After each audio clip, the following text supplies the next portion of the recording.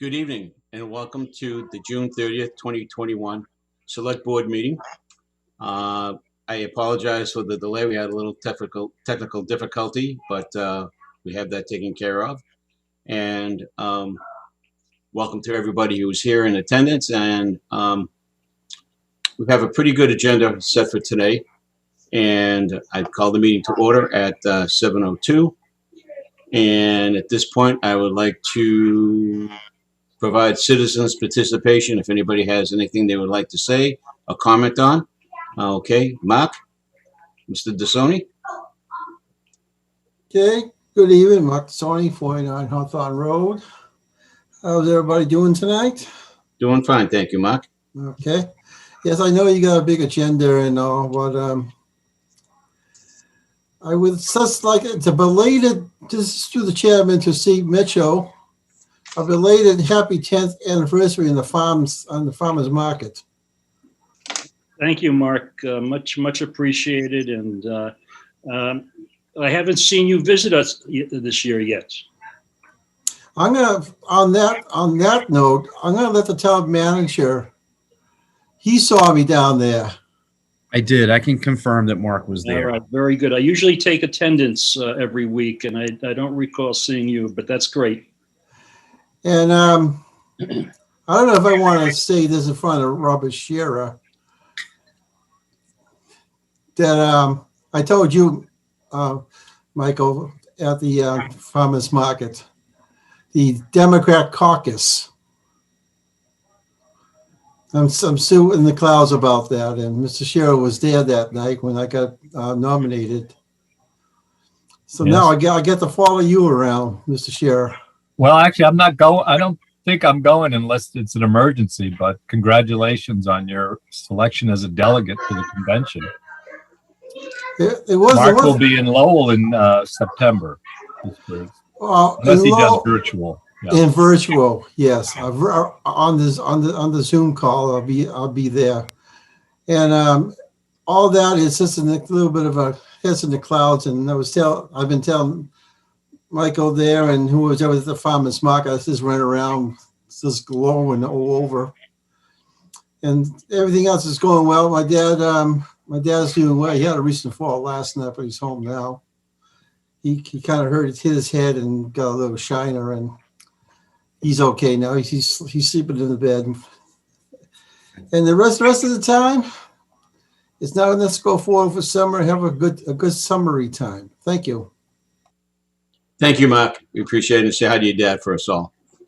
It's 7:05, and on our agenda, we have recognition of our current Chief of Police retirement. Today is his last official day. You know, they had a little gathering of the men and women of the blue team, and I'm sure it was a bittersweet gathering for all those who attended. Chief, on behalf of the Select Board, we just want to say thank you to you for your commitment to the community. You started out as an interim.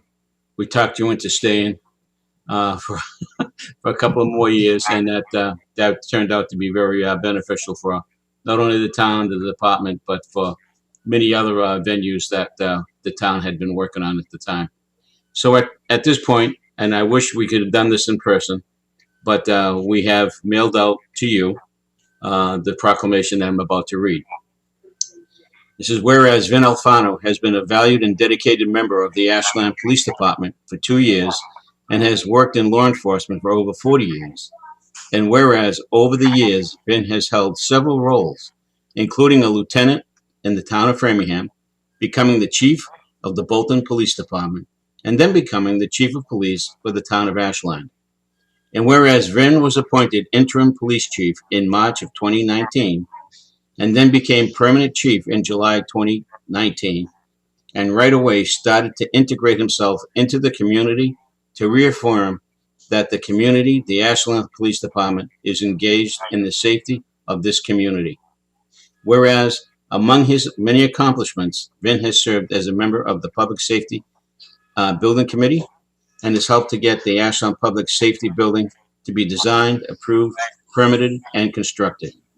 Whereas Vin has implemented a detailed tracking system for the department, which is a fundamental part of this department. And whereas Vin came into the community during a very challenging time, worked diligently to bring the department together. And whereas Vin led the department through the COVID-19 pandemic, now therefore, we, the Select Board of the Town of Ashland, do hereby proclaim Wednesday, June 30th, 2021, as Vin Alfano Day. We urge all the residents to make known their appreciation for Vin's devotion to the town of Ashland. We wish Vin good health, good fortune, and the best of luck in your new retirement and found freedom. So, Vin, the very best to you.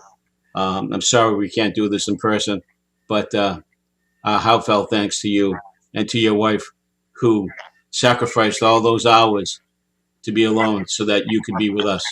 So we thank you. Chief Alfano. Thank you, Joe. Thank you very much. I'm still wiping the tears away from the event that the officers had today. Mike, our town manager, was there, and I thought I saw some tears in his eyes too. So it was probably the hardest decision I've had to make in my life, because as I told all the officers today, everyone on that staff and everybody in local town government is a second family to me, and I include all of you in that as well. I've actually probably seen you all more than my own family in the past 2 years. But every minute of time spent there has been worth it. It's been worth it to me. It's been worth it to my family.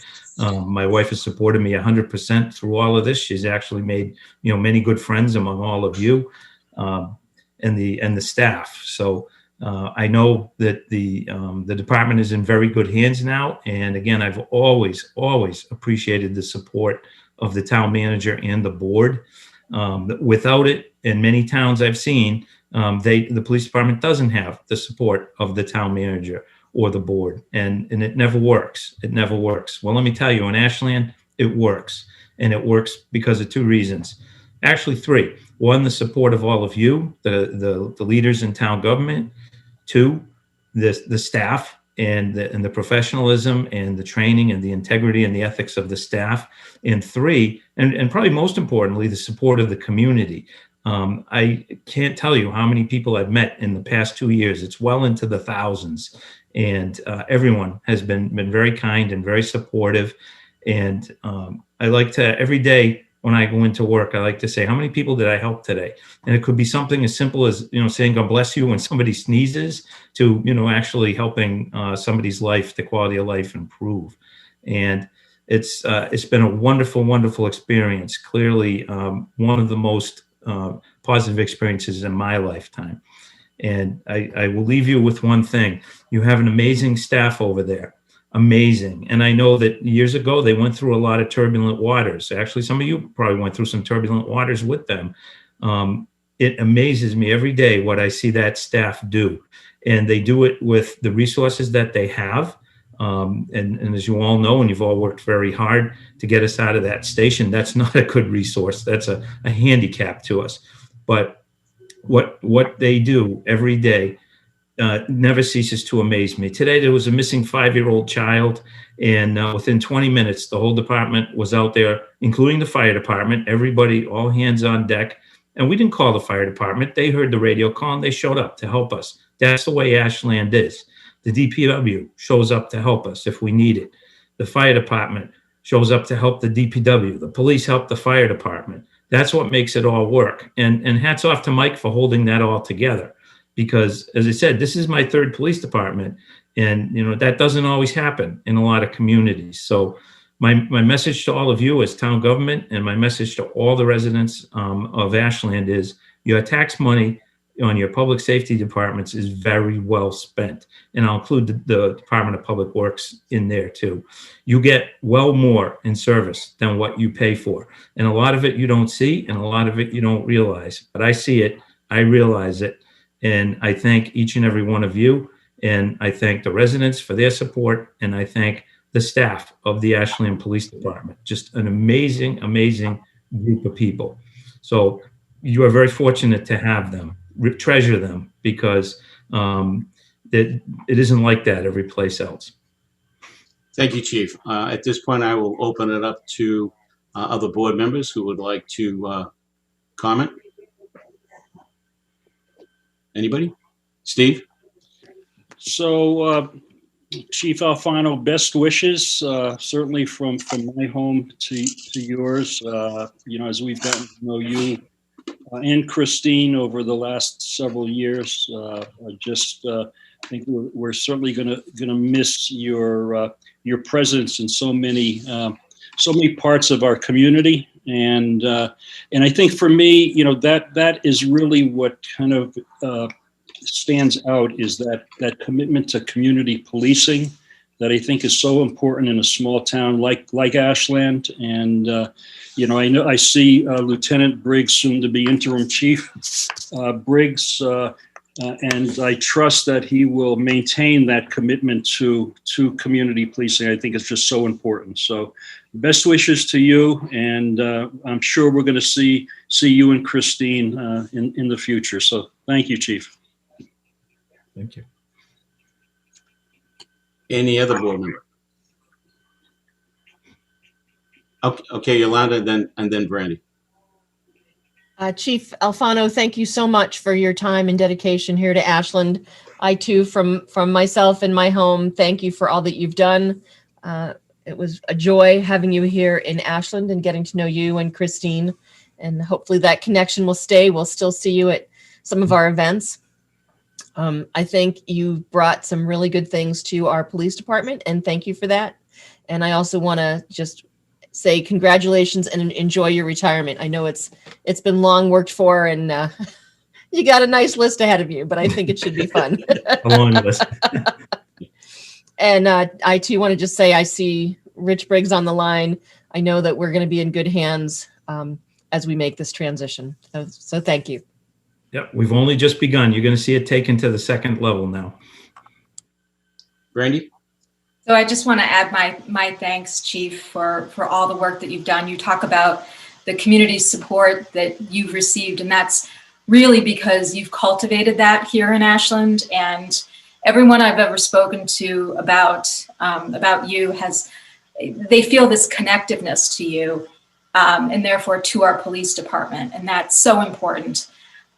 Steve talks about community policing, and that's exactly what it's all about. So, having you at events, whether it was the farmer's market or the lighting of the menorah or things where you are literally a part of our community, has meant so much to all of us. So I just wanted to thank you for all that you've done. I hope that you will join us for the ribbon cutting when we open up the public safety building, hopefully in the not so distant future.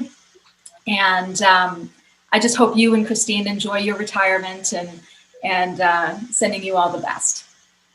Thank you. Thank you, Brandy. Rob? Yeah, thank you, Chief. You and I have had several discussions about your retirement, but wish you all the best on that. And actually, seriously, thank you for those observations. I think it's helpful to hear your evaluation of the situation as you close out your 2 years here. So that's helpful. Thank you. We're the ones who are supposed to be making observations about you, not the other way around. So on your retirement, but I just echo everyone else's sentiments. And is there any particular plans for retirement or advice you'd care to share with some of us who are also looking at that situation? Do you have any specific fun plans or? Oh, I'm sitting in my specific fun plans right now, and thankful that the storm didn't wipe everything out, or else I'd be back knocking on Mike's door for a job again. But we all got through the heavy weather pretty well. Lots to do. Spend a lot of time to make up with the family and my wife. We're restoring the old farm, as you know, and a lot of things to do. So, and I'll leave you with a thought that I have deep talks with Mike about it and the staff. We all got through the COVID safely in the police department, and we were very fortunate to do that. But I really did a lot of reflecting the past year and a half, because I've had 7 close friends and colleagues all pass away in the past year and a half. People that I would have never have expected. And a lot of them never really got to do what they always told me they all wanted to do. So I still have a lot to do, and I thank you all for granting me the time to do that. It's, if I can say one thing, live every day to the fullest, and, stay close to the people that you love, because you never know what tomorrow's going to bring, especially in my business. Sure. For sure. Thank you, Chief. Ron, you're on mute. You're still muted, Ron.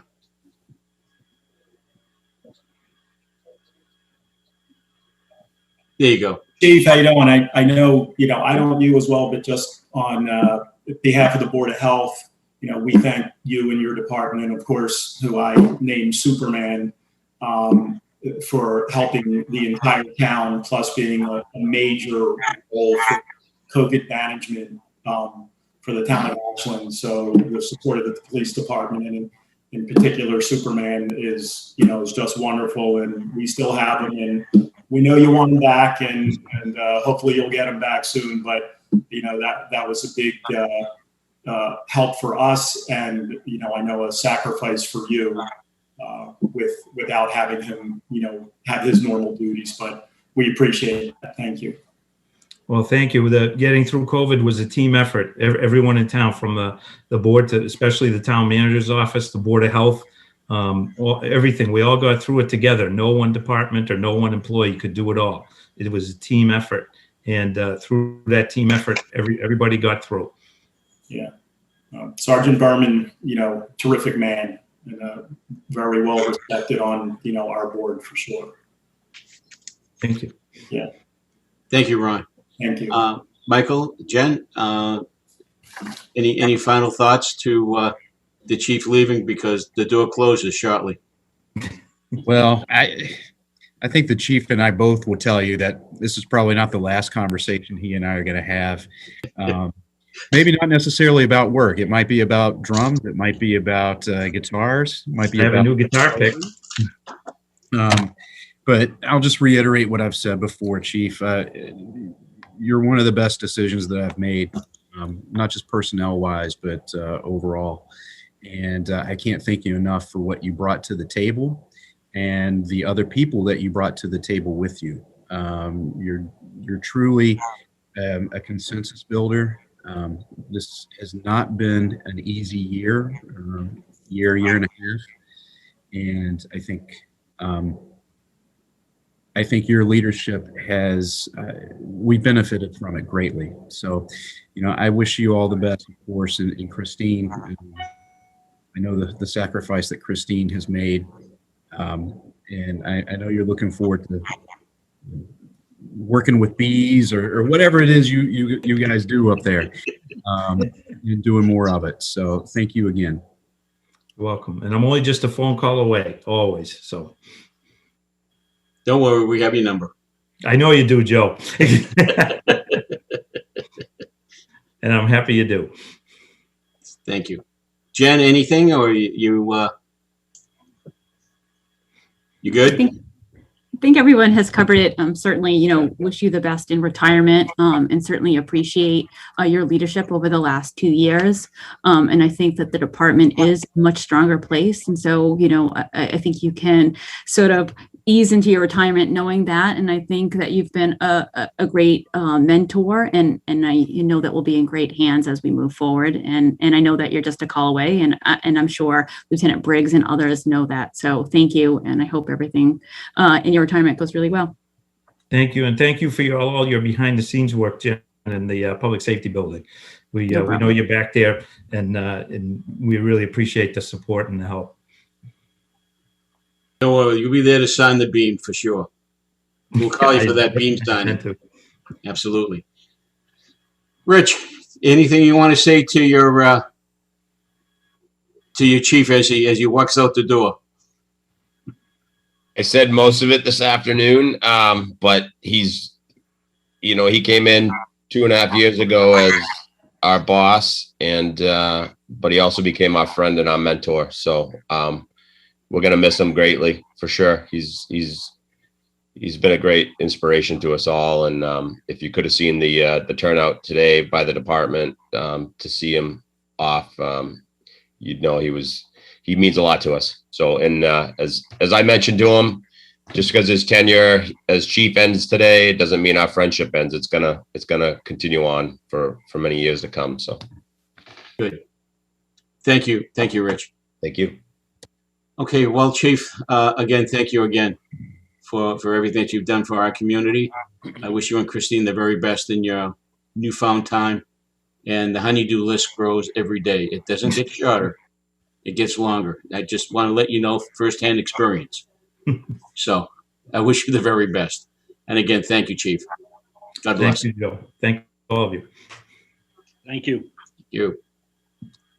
Okay. I apologize to the Board of Health because we have a joint meeting with you folks this evening to go over a vacancy and fill a vacancy that was left unexpectedly by KG Cariana, who has since left our town, and I see that he's here. So KG, I just want to say I didn't have the opportunity to thank you for your service to the community of Ashland for the many years, and I just wanted to say thank you on behalf of our board and the town for everything that you've done for us.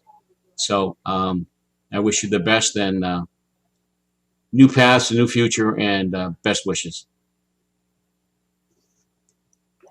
Okay, so Ron, do you need to open up your meeting? Yes. Okay. Yeah. So I'd like to call the Ashland Board of Health joint meeting with the Select Board on June 30th, 2021 to order for the Board of Health at 7:24. Okay, do you need to take a voice vote or anything of that nature? We're good. I think we're good. Okay. All right. Good evening, everyone that's here in attendance virtually. The reason for our joint meeting is to interview, have the Board of Health interview two candidates who passed in and filled in talent bank forms for the vacancy left by KG on the Board of Health. And our two candidates, Rajaman Christian and John Burns. Now, John, I know you see on your name it says Jay. Would you rather be called Jay instead of John? Yeah, you can call me Jay. Okay, Thank just you. don't call you late for supper, I take it. That's right. Okay. All right, great. I will turn it over to the Board of Health for their discussion with respect to who they feel may be a better fit for their committee. I would be interested in hoping and knowing that the interest has prior experience and these folks have come or at least visited the Board of Health meetings. That would be somewhat ideal. It would have been ideal, hopefully. They both have great resumes, as we all have seen and read. So they're both very well qualified. And I would just like to say that, hopefully they'll be very active members. I know sometimes when people become interested in getting into a committee or a board, there's high aspirations, but once they get on, they seem to fail to do things that, should be asked of them to do things. So I'd like to be active members with that. That would be very helpful, especially with the Board of Health. There's a lot of things going on right now, continuing within the town, and they don't. The Board of Health members, current members, know that more than I do. And I'll turn it over to you, Ron. Thanks, Joe. Well, just on behalf of the Board of Health, I'd like to thank both. I hope I don't butcher your name, Rajarman and Jay. Thank you both for submitting talent bank forms. We certainly could use the help. Both of your resumes are fantastic. And why don't you just introduce yourselves and tell us a little bit about you, even though we've seen it here, and why you're interested in the position. Rajar, since you're unmuted, you have anything to say? Jay, would you like me to start or? Please. Sure, go right ahead. That's fine. So, hi everybody. I'm Raja Raman Krishnan. My friends and colleagues like to call me Ram. So I guess the easiest thing for all of you would be to call me also Ram. I am a scientist by training. and I've worked at different places. I graduated from India and moved to the US in 2001. I was at the Whitehead Institute, MIT, for over 10 years doing neuroscience research and also doing research, what is known as protein misfolding disease research. So essentially, a lot of diseases associated with Alzheimer's or ALS or those kind of diseases I was working with. Subsequently, I joined a small biotech company. And I started visiting Ashland for two reasons primarily. One was the temple, the Indian temple, and I used to come here. And then I also had a cousin who lives in Ashland, so we used to visit him. And slowly I started liking the town. I started talking to people in the temple, and that's how I got to know about this. About 7 years back, I actually moved, me and my wife, we moved to Ashland. And ever since we've been living here, we have really liked the town over the years, and we definitely want to contribute in whatever way to the town, and especially think my background is such that I would be valuable for the health board as a member of the health board. And since I've been looking at a lot of diseases and a lot of community-based treatment opportunities and things of that kind. So that is what I would like to introduce myself as. Any questions, you can go ahead and ask me, or I'll move it to John. Yeah, any specific aspect of the Board of Health, specifically in town, that you think we need to get better at, or any particular interest that you'd like to move forward with? So, in general, I think there are several great things which are going on in the team in Ashland.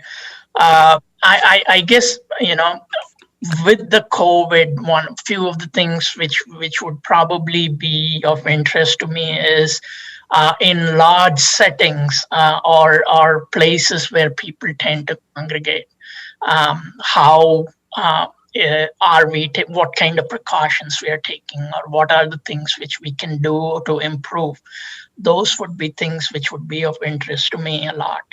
I'm also avid nature lover, so anything associated to programs related to that, keeping people safe, keeping animals safe, that would also be something of interest to me. So, okay, that's right. Yeah, there's a lot of different things. Di, just your input. Should we let the board members ask Ram some questions, or should we let Jay give his opening, or how do you think?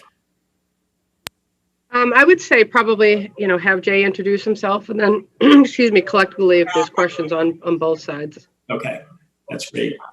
Jay, thanks, Ram. Jay, go ahead, you're up. Okay, thank you. And thanks for having me. My wife and I have lived in Ashland since 1997, and we have 4 kids that we raised here. All went through Ashland Public Schools. My daughter is 17. She'll be a senior coming up. Like Ram, I thought it was interesting when I looked into your background, and you're a neuroscientist. I also got my degree in neuroscience and spent the first 10 years of my career in academia and in the pharmaceutical biotech sector doing basic neuroscience drug discovery work. After about 10 years, I felt like I wanted to work with patients, because most of my work was all preclinical.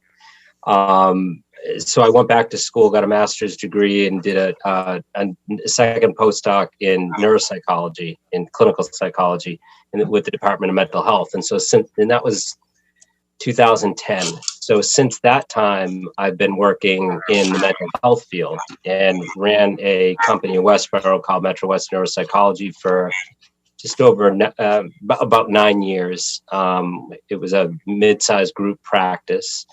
And so I've tried to, over the past 20 years, combine basic neuroscience with clinical psychology, with a focus on mental health, general mental health, Alzheimer's disease, which is the work I'm doing now with a company in Watertown running clinical trials for some of the drug companies you're hearing about now in the news with their new antibodies for Alzheimer's disease.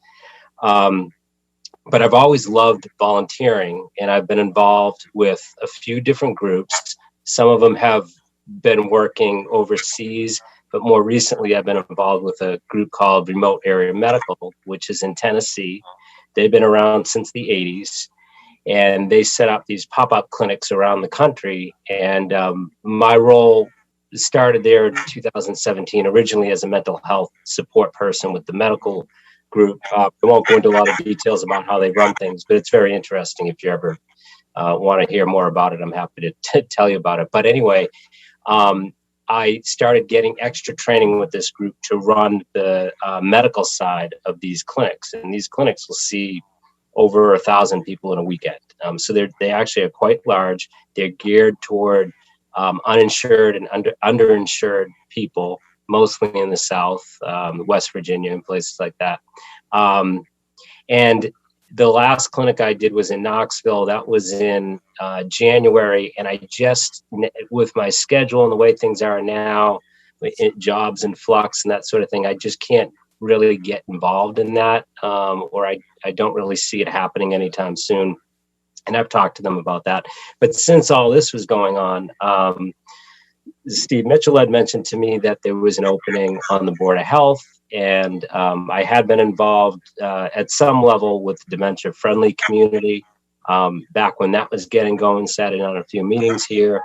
And I liked that, and I wanted to get more involved. And so I just thought it was a great opportunity to see if I'd be a good fit for this position. My background is medical, it's neuroscience, but I think the more important thing is the mental health aspect. And I really am interested in community and individual mental health.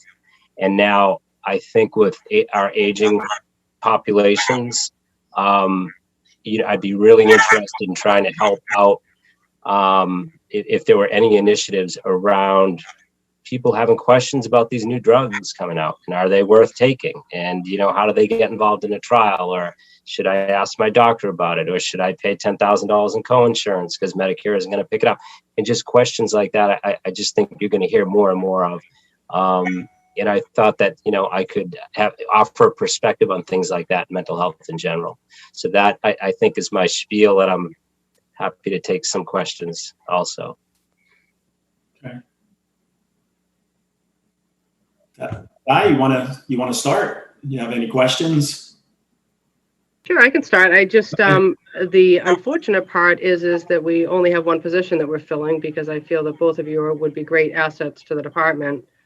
I did call both candidates myself, just to introduce myself and just chat about things. So I don't specifically have any questions for them, because like I said, we went over things. I know Joe had said it, we want to make sure that we have a board member who's active and, can put time towards the department to help. The board has been very strong in the past, and we want to keep, the board active and strong.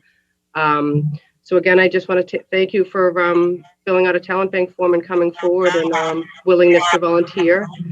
We've been through this before, and unfortunately, there's always one person who isn't appointed to the position. But whoever is not appointed, I hope you stay involved, because we do have some good things, hopefully in the next year coming up. So we'd love to have you, either one of you, help us and participate. So thank you. Mm-hmm. Bernadette, anything to add? Like to ask any of the gentlemen anything?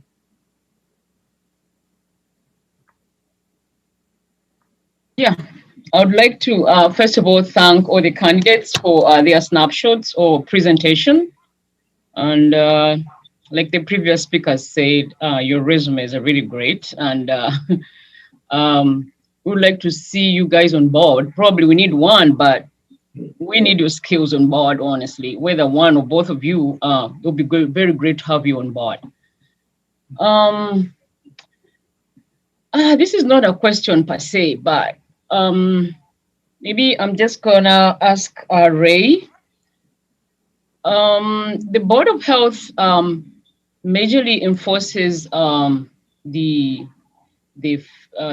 federal government and state policies, and like we see, every town or state is very unique.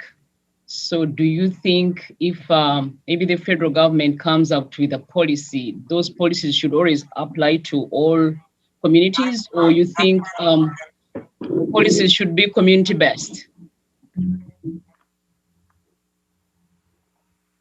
I assume the question is for me. Yeah, sure. Yeah. No, I don't think that should be the case, in the sense, for every community, the requirements are going to be different. So whenever a federal policy comes in, so I guess the federal policy, I am hoping that the federal authorities would take that into consideration and then come up with appropriate policies. But if they don't, then we need to pick what is best for the community and move on. That's what I would actually suggest. So that is one of the most important things. But then it's not an open shut case. Like, you could have several other alternatives. So you need to think about the alternatives as well. And I guess eventually what would help you is to move with what is best for your community, what is best for your society. I would say that. Okay. Yeah, I agree with you actually on that. Anything else, Bernadette? Anything for Jay? No? Barbara? Like to? Yes, sorry, I'm just, it's a little loud where I am. So I was just wondering, I mean, both candidates are amazing. I would love to have both of them on the Board of Health. Unfortunately, we have to choose one. I was just wondering if they have had a chance to join any one of our meetings just to see how it goes. Just to make sure that, this is kind of something that you're interested in.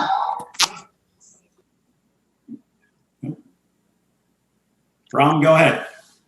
So the health meetings, I haven't actually attended before, but I have had the opportunity to listen to some of the Ashland meetings.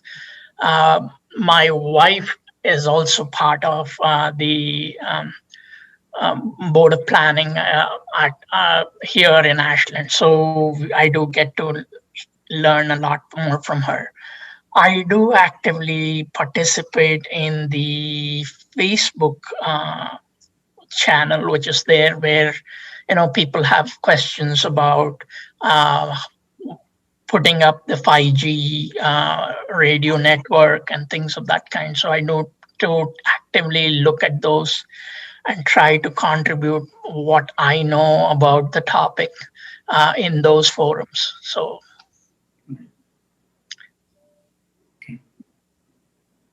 I also, and I have also not attended Board of Health meetings. My wife was a founding member of Decisions at Every Turn and had been involved with that group for quite a while. And so, I feel like I had some connection to the board that way, although it was very tangential.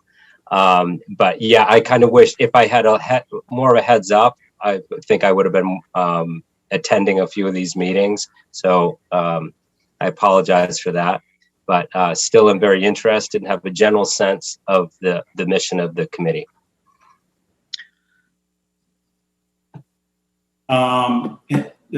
Joe, any of the select board members have anything to add? Hi, Yolanda, please. Hi, thank you. So I just have a couple of questions, and this goes to both of you, so it doesn't matter to me who answers it. So the first question is, you've talked a little bit about your volunteer opportunities or what you've done volunteering. Neither of you mentioned volunteering here in town. Have you done any other volunteer work here in town? Just to understand and get to know you a little bit better. No, I haven't. Sorry, I haven't. No, that's okay. And Jay?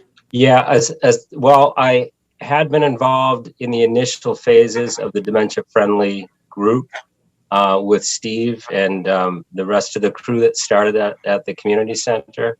And then aside from that, no. I mean, coaching baseball for many years and being involved in sports, that was really the extent of my volunteerism. Okay. But you know, and that's really one of the reasons I'd like to do this, because I do want to get, I feel like I'm at that point where I'd like to try to make a difference here. Because again, I just can't do it at this point elsewhere in the way I was doing it before. Okay. And then my other question again for both of you, KG just got reelected in this past May, so it's a 3-year term, but we can only appoint you from now until the next election. So the question for both of you is, should you be appointed, would you then be willing to run a campaign, whatever that may mean, depending what happens next spring, when you would have to be up for actually election and get elected to the seat? Absolutely. So, yeah. So the idea of applying for this position was basically to contribute not on a 1-year basis, but on a long-term basis. So that's the plan for me. Okay. So if it requires that I need to participate in the elections and then need to campaign for it, I'll be ready to do that as well. Okay. Jay? Yeah, and I agree with Ram. I feel the same way. If it was only a 1-year commitment, I don't think I would be as interested. Okay, great. That was my 2 questions. Thank you both. And again, as everyone said, 2 very strong candidates. Thank you. Any other board members have any questions? Go ahead, Steve. So clearly we have an issue with the Board of Health. The fact that every time we have an opening and we need to have an appointment, we get fantastic candidates. And it's just over the last several years, I think we've gone through, Ron, I think 3 cycles where we've had to make joint appointments, and it is exceptionally difficult. I think everybody has mentioned that, but you know, it's I guess my question though is relative to mental health in our community. And, you know, part of my observations being involved at the community center is that mental health issues are continuing to become a bigger and larger problem in our community. So I guess just some basic feedback on how you would approach and stress those components. It's not just the seniors, but I think it runs the gamut of our demographics. So just some feedback on that from both candidates. Yeah. Yeah. So I think the first step for us is to acknowledge the fact that these problems exist, and we need to face them. That is there. And it is not something, as you said, which is only limited to elderly people. You could have adolescent kids, you could have people of all age groups who could face difficulties. And I think it becomes very important on our part to recognize this as a pretty important which people face. And these are troublesome issues. We need to actually take them on, face on, and deal with it. So that is probably going to be the first step. And then at various stages, I also think we need to get in local community doctors or people who are in the field to educate us at right times, not only the members of the board, but the community as a whole, in order to, tell us how we should go about doing it, or help, or what are the help we can provide as normal citizens to patients of this type. So those would be probably the main focus where you should start off, according to me, and then continue based on those foundations. Thank you. Jay? That it's a hard question to answer for me, because I can think of a lot of different factors involved. If you're talking about community mental health, that's one thing. If you're talking about mental health in the schools, it's a little bit more controlled because you have staff there. I'd want to gather as much information as I could prior to proposing any sort of plan. And that might involve sitting down for a long time with Jennifer Wolfing to see what things are being done in the community now. But, you're talking about factors such as education, financial factors. People, when you think of community health, people are now thinking about like police co-responder stuff, and that's happening. So how much are the police involved? How well are they educated? Where are the real issues? Are they issues with somebody in their home that's alone? Are they elderly? Because that's going to be a different response. Is it somebody that's the police are being called on and the police need to respond to it? That's a different response and a different type of education that a group needs. So I would want to gather as much information first as I could to find out where to prioritize the areas of need, and then see what type of resources there are. I mean, are there volunteers that want to get involved? Maybe mental health volunteers in the community, help educate community members that are struggling to normalize some of the issues that they have. I mean, that's also one of the more common approaches. So I don't want to just give you an answer, because I don't really, I'd really have to gather, do some fact finding beforehand, but certainly police involvement, talking to Jim Adams, seeing how they're dealing with things in the school, and Jennifer Wolfing. I think those would be the three big prongs of the approach that I would take. If that hasn't even been done already, and get people together and see what they think about it, and then come up with a list of priorities. What are the most important things going on in the community with regard to mental health, and how can we tackle it with the budget that we have? Right. Well, thank you both. Good. Yeah, great answer. Yeah. And anybody else? I'll just Andy or Joe? Hey, Rob. Thanks. Yeah, and that's quite more of an observation. While I was listening to you to present, I was really humbled by the fact that that you want to, serve the town, and I was kind of thinking about my own qualifications and compared them not that positively to your qualifications. So I guess my observation would be that we don't have any wrong decision. I don't think there's any wrong decision here. And I would just urge whoever does not get appointed to continue your interest and involvement, and see about what your kinds of interests and motivations could also do besides being on the Board of Health. I think you both bring, of course, some very strong qualifications and unique attributes that would be very useful to the town. So, thank you both for stepping forward and being willing to serve on this committee. Thanks, Rob. Randy, any questions or comments? I don't have any questions, but I just wanted to thank you both for stepping up and wanting to serve. This discussion tonight has been it's amazing, the amount of knowledge and the strength that both of you would bring to the Board of Health. I think that it's a hard decision. So I would echo Rob's comment and say that both of you, it would be a benefit to the community if both of you are involved and give your time to Ashland. So thank you both. It's also really good to see new people want to get involved and volunteer. So, so thank you for that. So, Thank you. Thanks, Brandy. Thanks, Brandy. Ron, I have two questions I'd like to ask both for both candidates. One, general comment is thank you for stepping up and putting the talent bank forms in.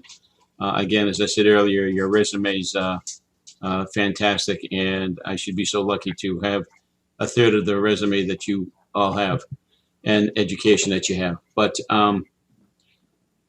there's a time commitment to becoming a member of the board, any board or any committee for that matter, and it's gonna take some commitment. And are you both willing to take that commitment, because something in your personal life is going to have to be taken away a little bit, because you're going to be providing more time and effort with the Board of Health than maybe something that you had in your own personal life.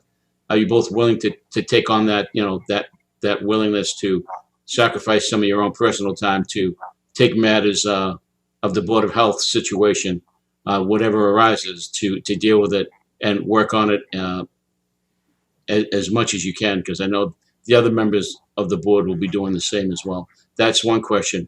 And two, again, it's like a tiebreaker. What would be the best characteristic you could tell me that would make you the perfect fit for the Board of Health?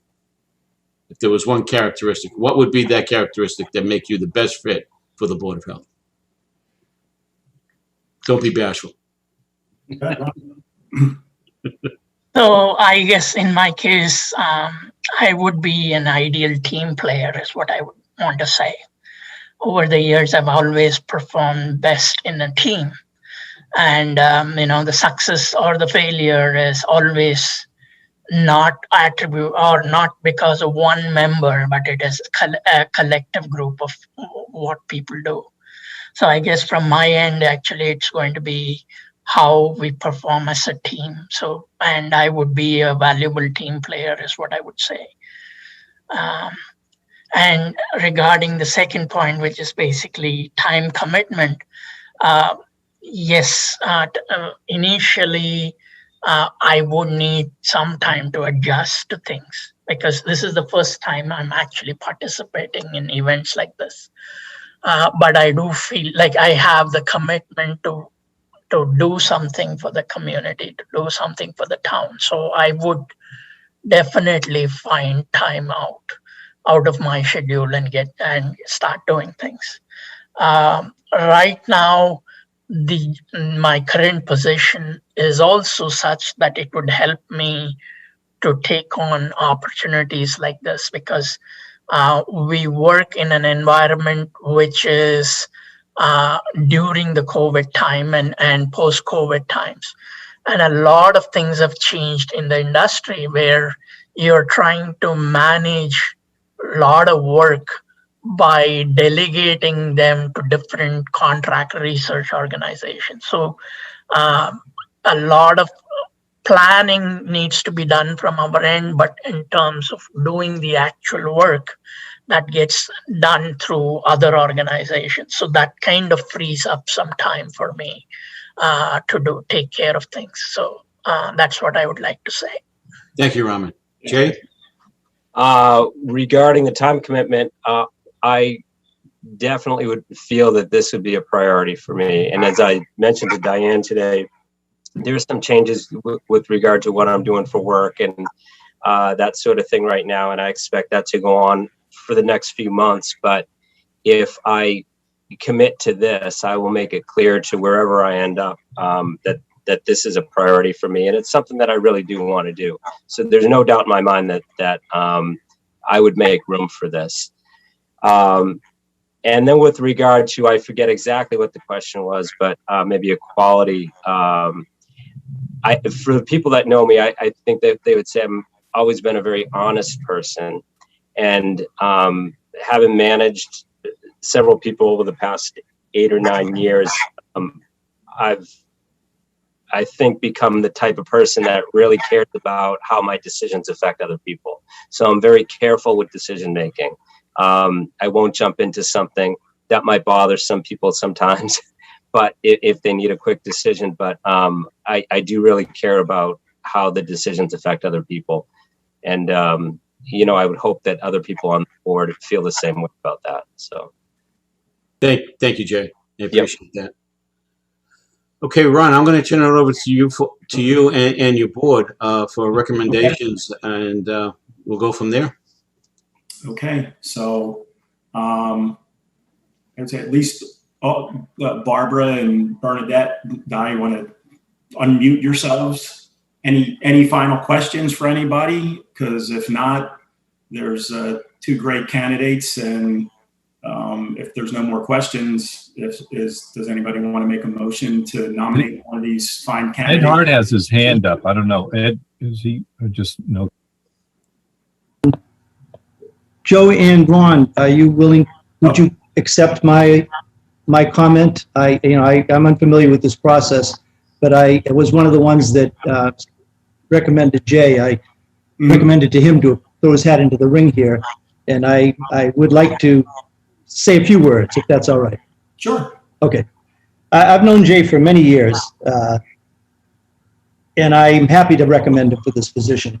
I was once on the Board of Health myself, and I know his skills and background are an asset for any candidate to represent the town and the people on this very important board. Jay has a long record of service and volunteerism in the healthcare field. He's volunteered from Africa to Appalachia. He's highly intelligent, educated, very ethical. He's a critical thinker. He's personable with a good sense of humor. He's a team player, and I know him for many years as a man who will always do what he thinks is right and work as hard as he can. And I just wanted to say that on behalf of Jay. I highly recommend him. I give him 11 stars. All right. Well, yeah. Thank you for that. Thank you, Ed. Yeah. So if I can jump in, I will propose a motion to the board. I make a motion that we appoint John J. Burns to the Board of Health vacant position until the election in May of 2022. Right. Anybody second that? No. I'll second that. Okay, we have a second. We have to second it though, right? Oh, Okay. No, it's it's a joint appointment, so I think Yeah. it can be from either board. Making Okay, the, sorry, thank you. No, you're good. Okay, any further discussion? Well, I just have a question. So we should probably review the process because I'm not sure.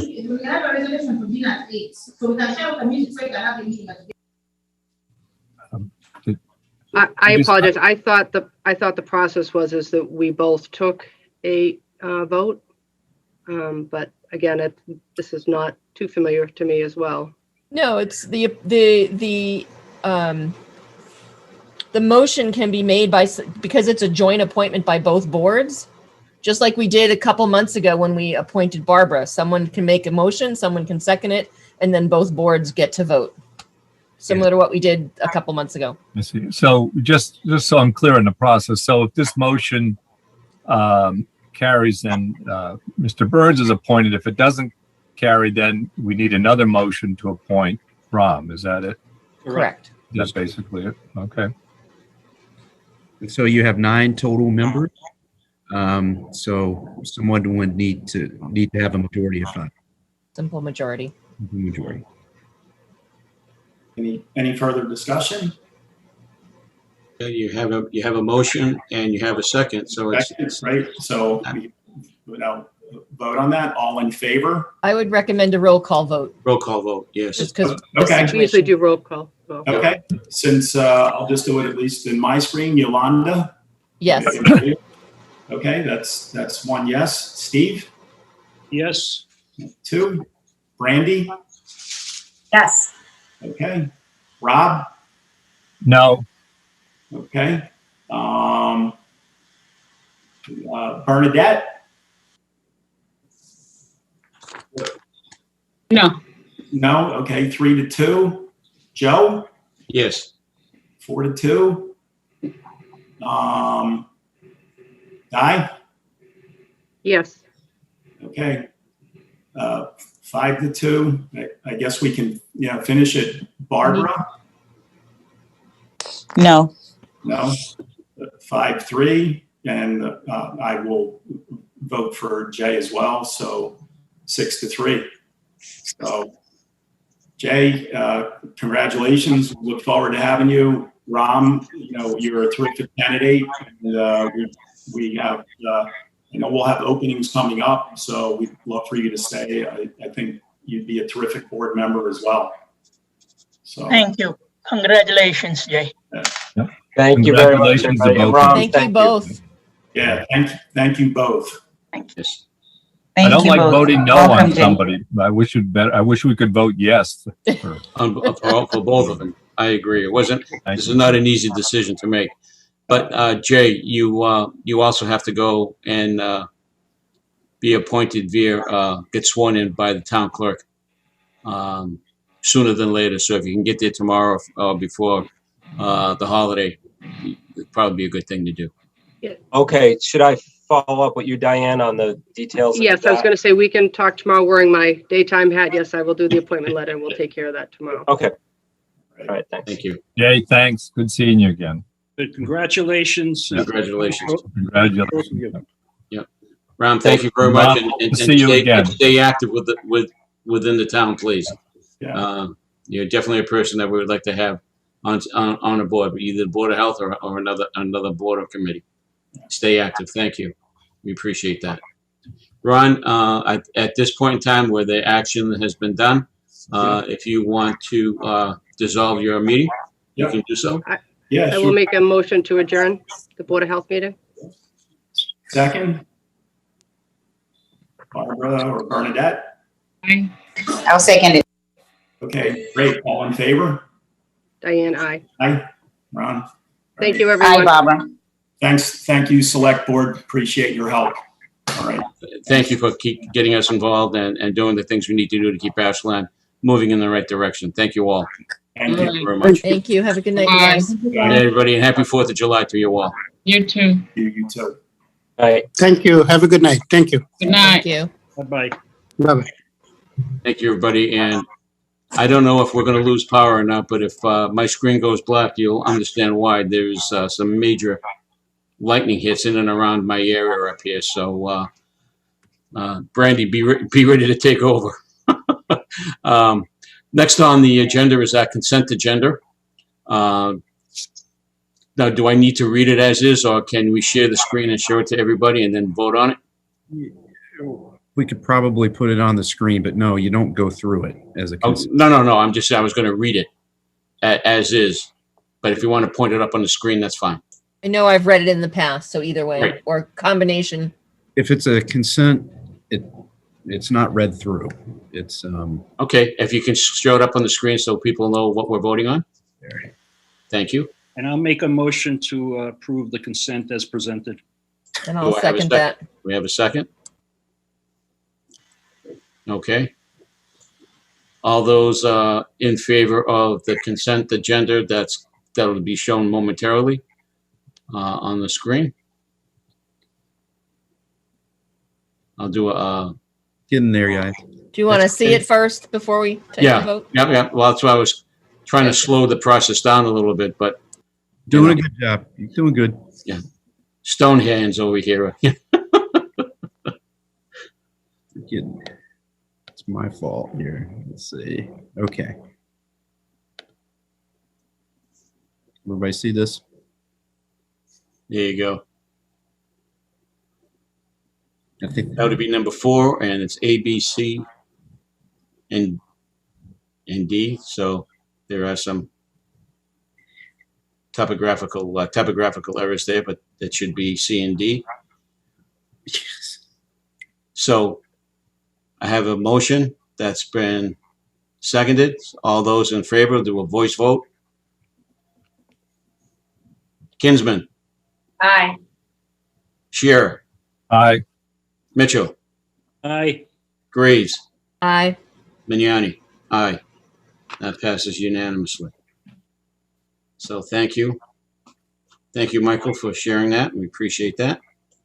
And moving right along, I'm sure everybody had the opportunity to read old and new business. And the first order of business under that topic is vote on the adoption of remote participation regulations. Now, we've had that in our packet. I hope everybody had the opportunity to read that. Yep. Now, are there any questions? Michael, I'll turn it over to you with respect to that, and or Jen. No, it's pretty straightforward. So this would be the adoption of 940-29.10. And all it requires is a simple majority of the board. And the board has talked about this significantly over the last 2 meetings. I think the one outstanding issue that was asked is whether or not this requires a public body to allow remote participation for the public. And under this certain regulation, it does not. It does require that the board or committee member that's participating remotely is audible to the public as well. So the board chair can't have somebody on, a cell phone, a member on the cell phone. But again, it does not require it. Doesn't mean that we shouldn't do it. So just to clarify, so that means that if we vote this in, that should one of us not be available at the meeting, there has to be some technology set up that would allow us to be heard in the meeting room and allow the people everyone who's in the meeting room hear us. Correct? So Yolanda, what it means is that if you participate remotely, everybody has to be able to hear you. Okay. So, I mean, I'm for this. I think it's necessary, but then the next question would be is, what are we going to, what is that remote participation going to look like for us, right? If it's not Zoom, but if it's, a phone in, is there going to be something on the conference table that then could be used? So that would be the next thing, that if we vote this in, we have to make sure we have the technology available. And it would not just be for the select board, but it would be for every board and committee in town would be able to use this. Correct. And I think the other point as well we have to be cognizant of is that the legislation speaks to only if physical attendance would be unreasonably difficult. So that's a very broad general statement. And, right. So just because, let's say, I'm going to use Yolanda as an example, just because Yolanda wanted to sit at a swimming pool, participate at a select board meeting, I don't know if that's a reason. I'll have to see. I don't think that would be it. Yeah. Sounds like a good reason to me. Now, if I want to do it from vacation on the swimming pool, then it would probably be allowable. Yep. I had a question about we got an email from Lisa that she forwarded from the Attorney General, but was that a different? This is the one that has really been in place for a while and is really unrelated to the potential change to the existing legislation. Correct. That's correct. Right. So this is this is a backup system. Yeah. Okay. And then this would also make, the committees and boards would also have quorum in person. They can't make up quorum by the remote participation votes. Correct. Right. And then my question, kind of piggybacking on what Yolanda was saying, is the select board room and all the conference rooms in town hall, are they equipped with conference call lines? Like, is it easy enough to set up? Just because we'll need to make sure that that's something. Yeah, we definitely have lines that we've used for conference calls in the meeting rooms, and I'm pretty sure we've had it in the select board. We have one up in the select room too. So it's simply like a mic'd up conference line is a pretty simple way of doing it, or using what they call like a spider phone. All right. Pretty low tech compared to today's day and age. Yeah. But again, it just requires a majority of the board. So at this stage of the game, unless there's any further discussion, I would entertain a motion to accept the remote participation. I move that we accept Chapter 940 CMR, remote participation as presented under the regulations of the Attorney General. Is there a second? There is a second. Do a roll call vote. We'll start with Brandy. Aye. Rob? Aye. Yolanda? Aye. Steve? Aye. Vignani? Aye. That's 5-0, so that passes unanimously. So we now have remote participation in our toolbox. And now all we need now is to get the technical aspect of it on the agenda and get that going. And I know Paul mentioned something today when I saw him that they're working on it, and hopefully we'll have that squared away before our July meeting, which would be great. So with that, we can move on to our next agenda item, and that year-end transfers, and I will turn it over to Town Manager Mike Herbert. Okay, thank you, Mr. Chair. So this is an annual process that we do each year, which is basically balance different accounts by taking surpluses in existing departments and existing line items and covering deficits that are occurring in other line items. Things fluctuate during the year. This used to be a while ago. It used to be a town meeting vote, and you remember we used to do that at our annual town meeting under the municipal relief law that changed. It required a vote of the FinCom and the select board, and so that is what we have here today. The sheet that I sent earlier today also had the Finance Committee's reserve fund transfer here. That's not voted on by the select board. Everything else is. So we would be reducing funding from the public buildings, police, and debt service account, and then we would be moving that funding to town accountant, central purchasing, treasurer collector, data processing. Excuse me, Michael. Can I just interrupt? Do you want to share that? I mean, I think we all received that and can look at it, but maybe for people watching, can you share the sheet or? Yeah, I can. It just might be a good idea so people can follow along. Just give me a second here.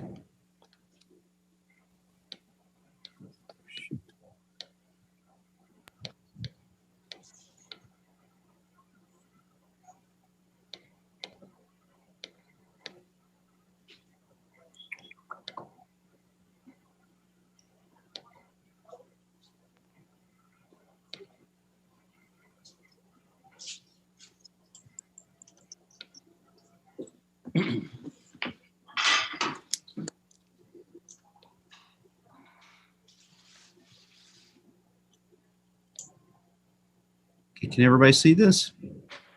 Yep. Okay. Did anybody have problems just now? Everybody froze. Was it just me or?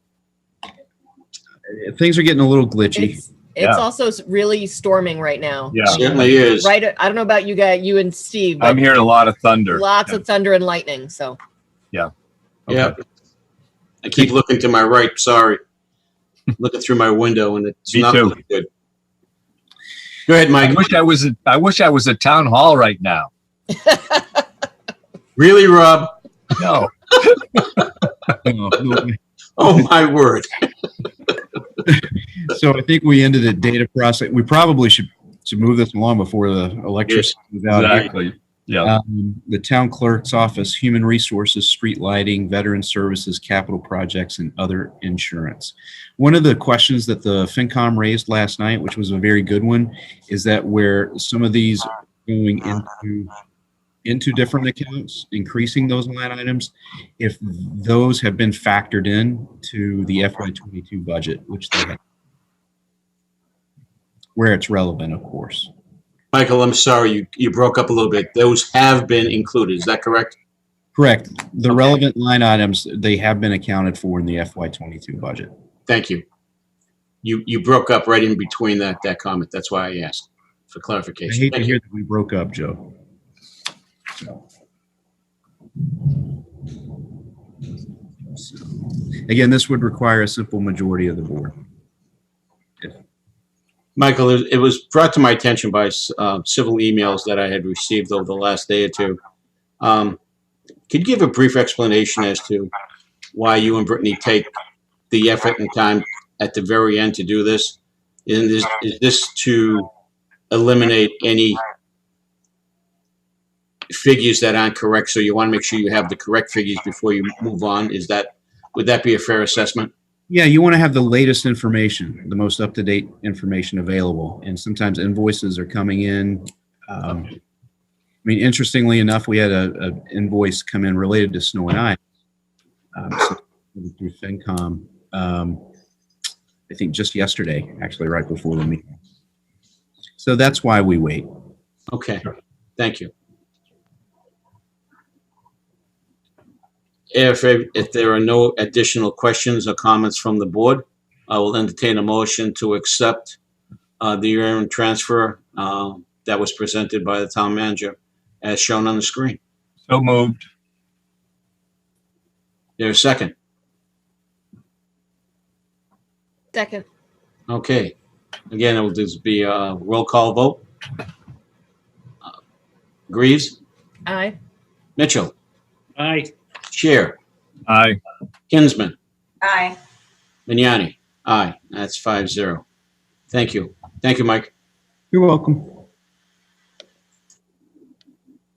All right. Moving right along. Priority projects. Updates. 433 Chestnut Street. Yes, I don't have too much since we've last met on our priority projects, but I do finally have before the board the PNS along with the preservation restriction for 433 Chestnut Street. This is something that the board had reviewed the plans that was going to be associated with the preservation restriction and approved those. But this is the full package, including the PNS, the preservation restriction itself, and the plans.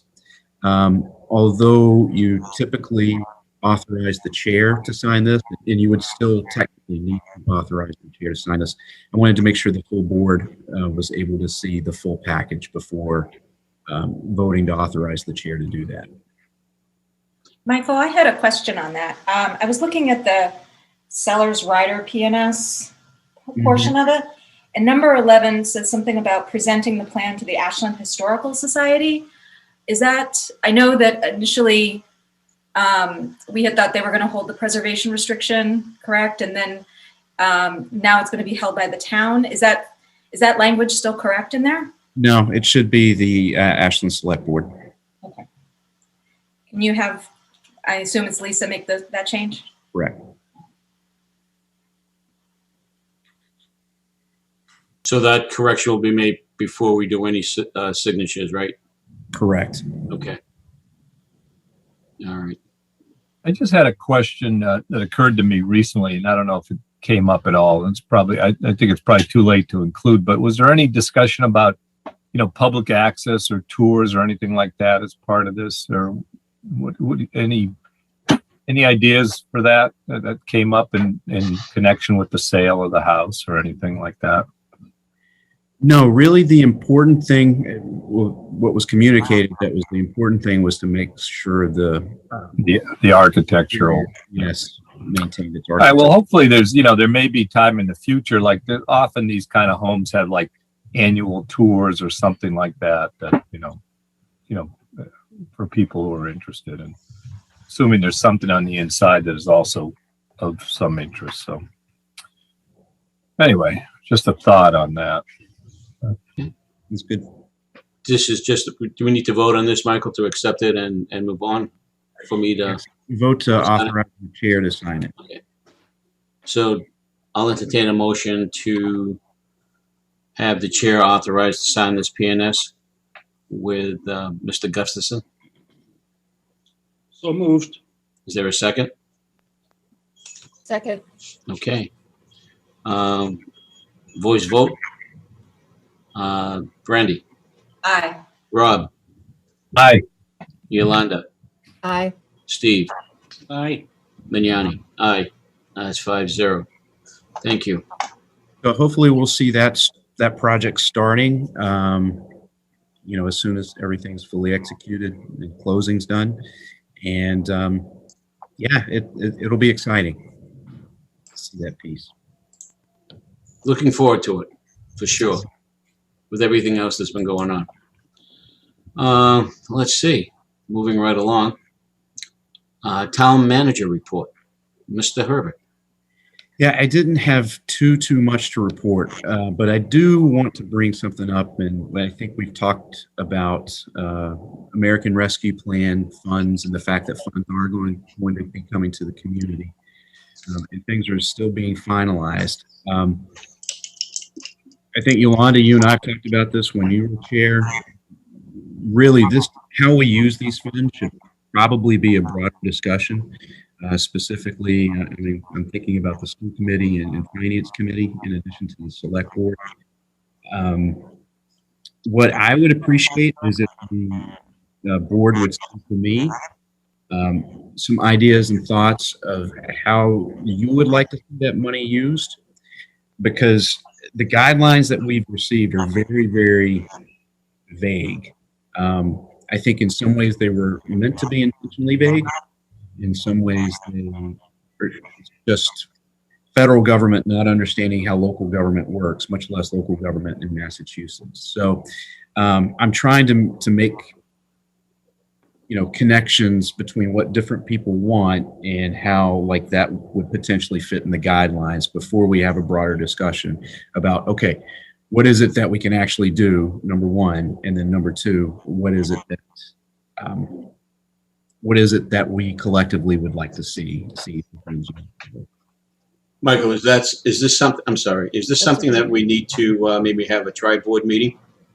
Yeah, we would need to have a tri-board meeting for this. So is that something we want to do in July or August, or is it something that we need to initiate sooner because the funds are available at this point? Well, I'd like to start having the conversation now, like sending me some of that information. I think Jim talked about it with the school committee. We discussed it briefly last night with the finance committee. The problem is that we're not going to get the final rule from the Department of Treasury until late July, perhaps August even. So I think we would want to wait for that to be published and issued before we meet and figure out, okay, exactly what we're going to do. Okay. I think the good thing with these funds, the last information that I was able to forward on to Michael, is that we're going to be able to use them up until 2026. We just have to designate what they're going to be used for by the end of 2024. Yeah. So we're going to have a little time with using these funds. And I know for myself, one of the things I would recommend is that we not put them maybe toward people who those funds would then drop off at the end of the time, but are there projects or capital? Yep. And there was interesting guidelines that I saw a presentation on, and I forget what it was, but like you could shift how you're using your capital money. You can't use it to pay debt, but you could do a capital project with it. So might we be looking at how we're allocating our current funds to use this to help with certain things? Yeah, it's and there's revenue law. You can use it for revenue loss, but they have not figured out exactly what that means. Right. We got some bad news. Actually, I think earlier this week. One of the things that we were hoping Treasury would do would be able it's more work for us, but to be able to calculate revenue loss, not just in the general fund, but as each separate enterprise fund, as opposed to lumping them all together. Because as you know, something like the Fields Enterprise Fund was hit very, very hard, and you can easily identify the loss of revenue based on COVID with that fund versus some of the others. But it sounds like Treasury is going to say that they all have to be lumped together, and the calculation has to be done that way. But again, it's a really good opportunity. I totally support not using too much of this with the operating budget, and we just encourage us to think about using this funding as a way to complete existing projects, and before we look at taking on some new ones. But I think there's going to be some opportunity for that and things like land acquisition. And, could be really beneficial. Just a question to kind of follow up on Yolanda's point, Michael. Is there any succinct kind of guidance or the latest that you could maybe send to us as a nudge for us to respond with ideas that may be at least in line with what we think? One of the things I'm thinking about is we got this whole infrastructure plan going forward with the feds. It looks like something's going to be passed. And one of the things that'd be helpful to me is, what kind of projects would be good for American Rescue Plan funds versus infrastructure money, should that happen? Or is there going to be much of a difference? I just don't have a good feeling for that. So, or a good idea how that might work out. So I can send the FAQ, Rob. That's about as succinct as I can. Okay. It's 35. Shouldn't we be waiting and hoping for infrastructure funds? I mean, there's going to be a lot of money. I would expect some of it's going to come through the state and to municipalities, I would think. And unfortunately, I don't think we're going to see that infrastructure money until sometime in the fall or later than the fall, based on the current conversation of what they're doing with that bill at the federal level. Yeah, it's frustrating. But Rob, I'm glad you mentioned the state as part of this, because one of the things that I understand is that the state, the Commonwealth's allocation of dollars, they could potentially use that to fund local projects as well. And I think I think a difference in philosophy between the governor and the legislature as to how those funds would be spent. I think ultimately the governor acquiesced and let the legislature have control of that funding, and then for the legislation to hopefully fund his priorities. But that's my understanding. And, I can just tell you one of the things that is interesting is with the Warren Barn. This isn't really an update, but, FSU has actually brought up the idea of potentially them contributing to the rebuilding of the Warren Barn using some ARPA funds. So in addition to our local allocation, we could find ourselves the recipient of more generalized state dollars as well. Cool. I would also, sorry, didn't mean to cut anybody off. Look at, are there regional projects that would benefit us as well as the region that we might want to look at either, planning or looking at, because I think regional projects will get some priority over just individual town projects from the state dollars. Yeah, I would agree with that. The more towns they can touch. But, well, I'll put something out as a reminder. Great, thanks. The only other thing I wanted to let the board know. So I was recently elected the chair of the Metro West Veterans District. So I'll be bringing more veterans related stuff probably to the board, just because I'm going to be more active in that organization right now. So. Congratulations. Yeah, congratulations, Michael. Great. Thanks. I think it was more like it's my turn. Anything else? Nothing wrong with that. Anything else, Mike? Are we good? We're good. Okay. Moving right along, we'll go to board reports, and we'll start off with Yolanda. Okay, thank you. You're welcome. The first is I'd like to congratulate a past Ashland swimmer who had been swimming at Tufts, Roger Gu, and I apologize if I say his last name wrong.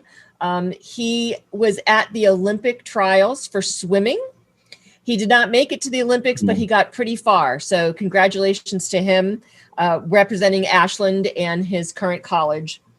The other update is on Thursday, August 12th, from 8:30 to 11:30, there's going to be a regional trail update / event at the Cochituate State Park. David Lutzenheimer just sent something out. I don't know if you're on that mailing list, but I can forward it. It is an event that's at the Cochituate State Park. It's being sponsored by the Metro West Regional Collaborative, but we're reaching out to all people who might be linked via the trail. There's going to be an event at the park, and then we're going to walk through part of the new trails that are there that's connecting Natick and Framingham. If you go on Route 9 heading west or east, there's that old railroad bridge that is now almost completed as part of the trail. And then as you come in and out of Home Depot, right there on Route 30, you can see the other bridge. So if you don't get an invite and you're interested, let me know and I'll make sure you get an invite. But again, that's Thursday, August 12th from 8:30 to 11:30 in the morning. And that's all I got for tonight. Happy 4th of July to everybody. Enjoy your weekend and Thank you. stay warm Same and to you. dry. Stay warm and dry, absolutely. Warm up for sure. Dry, I don't know. Thank you. Rob. Oh, sure. Yeah, I think everybody else got this email from the Sustainability Committee. I thought it was really cool. On July 14th, they're going to be at the farmers market, in spite of Steve's, help with that. But This is related to the solar yes, project, right? yeah, and the solar and the electrification, which I thought is interesting. I'm going to try to stop by because electrification, I think they're going to talk about heating and cooking, I believe, if I got it straight. And that's going to be, a big deal in terms of climate change and carbon footprints to transition from gas to efficient electricity, which is largely renewable. So I just wanted to so that's July 14th, farmers market, the sustainability. I guess the people that are selling these systems will be there for a demonstration. So that sounded really good. Just a couple things. I attended the MBTA Advisory Board annual general meeting. I think it was yesterday. And just a quick update. The advisory board is becoming, I think, very active. And part of it is also this ability to have remote participation. So they're getting more active. And, we're actually getting another staff person. So for the first time, there'll be another professional staff person to help the advisory board. And that means hopefully, additional resources for us, smaller municipalities in dealing with the T. And so more in-depth review of the budgets and things like that. And I think greater commentary. And also, I think we're still hoping and expecting that the legislature will approve the new governing body with the T, because the Fiscal Management Control Board has ended. And that will include a representative named by the advisory board. So that's good. So that's the quick update. So I think, it's a good trend. We're moving in a good direction. And I think being involved will pay off on that. The other thing is the Chapter 90 update. I'm on the policy, MMA policy committee on facilities. And apparently the same old 200 million is up before the Senate tomorrow, which I think will get passed, but they are offering an additional, I think, 150 million in 3 grant programs, 50 million apiece. So hopefully we'll be able to come out of that and get some more out of that. But also there's apparently in the FY21 supplemental, which is really the leftover funds from FY21, MMA is urging the governor to approve a further 200 million for Chapter 90 funds. So that would be good if that were to happen. I don't know, Michael, if you had any information on that. I would think given the state surplus, we'd see some of that, but hopefully that'll happen. I hope so. MMA sent a letter. I think they actually might do an additional supplemental bill too, Rob. Oh, that'd be good. So, maybe we'll, so there's some good news here. Hopefully we'll have some additional funds for our, our own infrastructure work. So, and just my own feeling on that is as we, repair things that we try to build back better, to use someone's phrase. But to me, that means like encouraging pedestrian and bicycle use and making safer intersections and things like that, rather than just, renewing the old surface. So hopefully we'll be able to do some of that. And I think, and that's about all I had. And Yolanda, thank you for that update about the regional trails. If I were to go to that, I'd feel like it'd be like rubbing salt in the wound as I look at these expensive overpasses, and our progress in Ashland's a little paltry compared to that. So, except that, remember, Rob, it took them a long time to get there. Yeah. Right. I mean, it was through the tip. I keep telling people it took Holliston 20 years and they had an empty rail bed. We don't have an empty rail bed, and we've only been at Exactly. it 7 years. So tell that to Steve next time he gives me a hard time about the progress on the trail.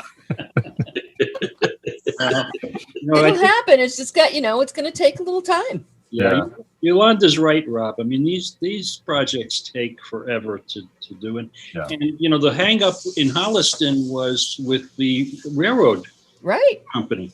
Took them years and years and years to get that. To negotiate all that the trail. legals, so. All right. Keep a perspective on it. Exactly. All right. Thank you. You're welcome, sir. Thank you. Brandy. Thank you. So I only have a couple things. I did want to give you guys an update. I know last meeting we had talked, I had brought to you guys a proposal for a kind of a state of development webinar. And so I just wanted to let you all know, I've drafted an outline. I've had some initial conversations with Peter Matchek and a couple folks from the planning board. And so, Michael and I are going to get together to go through sort of where at least I'm thinking about this as a initial webinar, at least. It will be kind of a series because we do have to pare it down to be able to keep it somewhat succinct. So, but that's moving along. I think personally, my goal, I'm ambitious, but I'm hoping that we'll be able to pull this together in relatively short order and be able to maybe put this together by the end of the summer, because I do think that time is of the essence. We need to get some more information out there sooner rather than later. So, so I just wanted to provide an update on that. And then the other thing I wanted to let you guys know, so I was, some kind of exciting news for me personally. I was nominated by Susan Nickel to be part of the Leadership Metro West Leadership Academy for this upcoming year for 2022. And I'm happy to say I'm very excited. I was accepted into the program yesterday. And so I will be, in my spare time, I will be doing the Leadership Metro West program for this upcoming year. I'm very excited. I think it's going to be a great experience. So I can't wait to share with all of you what I'm going to be learning and how I can help our community more. So exciting. It's a great program. You will love it. It's just Congratulations. Really good. You really will, Brandy. Congratulations. Congratulations, Brandy. Congratulations, Brandy. That's great. Bring back all that information to make it better for us. Thank you. Mr. Mitchell.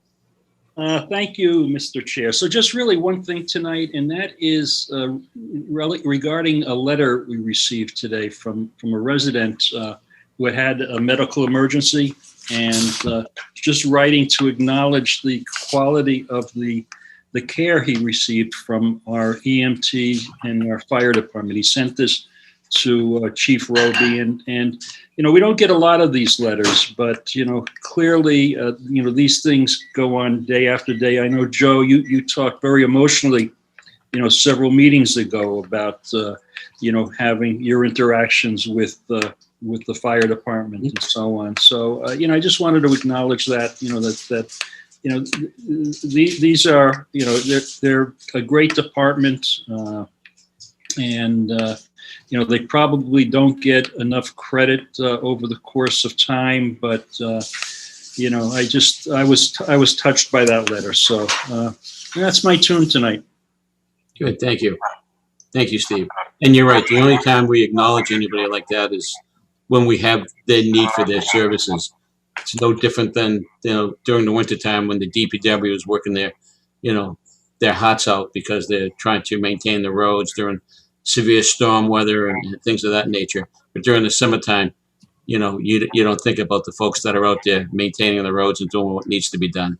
As long as the roads are clear and people can get from A to B without being interrupted, not a problem. So, yeah, it's nice to get those types of letters for sure.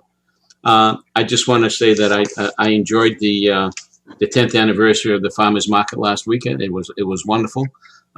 It was a little warm, and I'd like to thank everybody that attended the first summer concert under the swelling heat Tuesday night.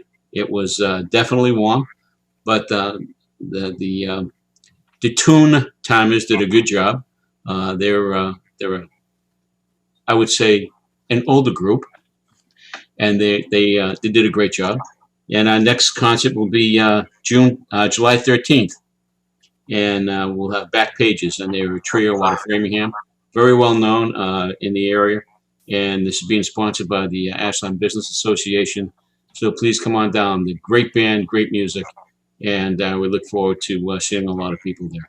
And in the meantime, I want everybody to have a very safe and happy July 4th. And just do us a favor in your neighborhood. Stay concerned and keep watch over the folks that who are a little bit older.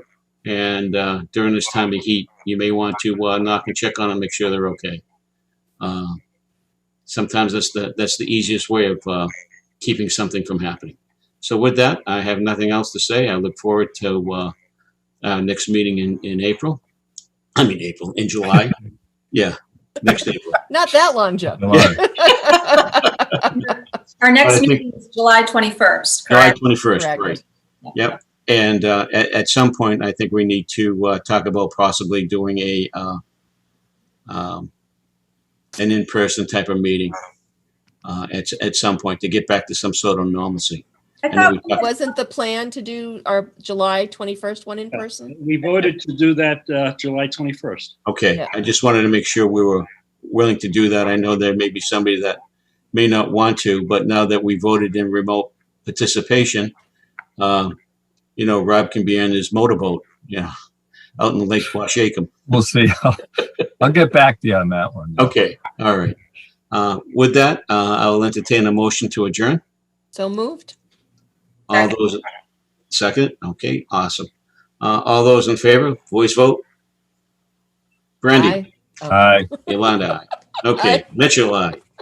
Mignani, aye. With that, good night, everybody. Happy Good 4th of night. July. Good Stay night. Happy safe. 4th of July. Thank you, everybody. Here. Good night. Good night. Good night.